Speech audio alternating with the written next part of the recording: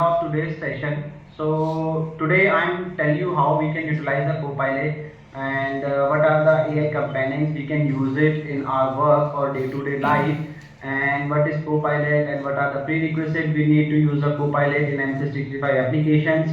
And after that we move to the demo functionality, that how we can utilize the functionality of a Copilot in M365 application.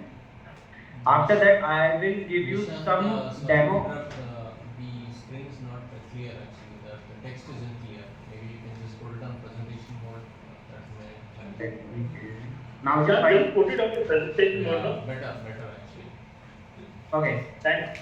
Thank you. So after the demo functionality of a Copilot in M365, I will showcase you how we can utilize a Copilot for sales also, because most of the people in this meeting, they are into a sales department or they are concerned about the sales department, that how we can utilize our sales people time, or we can save sales people time to become a more productivity towards their sales, right?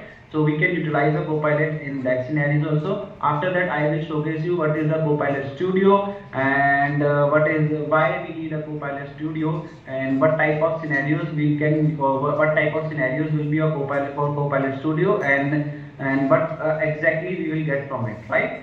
So what is Copilot? So Copilot is a natural language module. Basically, Microsoft using a natural language module, and they can also use Microsoft graph prompting, right? So whatever the prompts you are giving to the Copilot, you will get it from the Microsoft graph prompting, and from there you will get a response. And Copilot will create a high content document for you, because they are using a cutting edge AI technologies in that scenarios, and you can create stories, you can create a poem, or you can create any document or presentation by just a single prompt, right? And we can also utilize the Copilot for the data visualization and analysis in the Copilot Excel, and we can do, or we can reconcile, we can create a reconciliation report in the Copilot with the help of Copilot for Finance, right?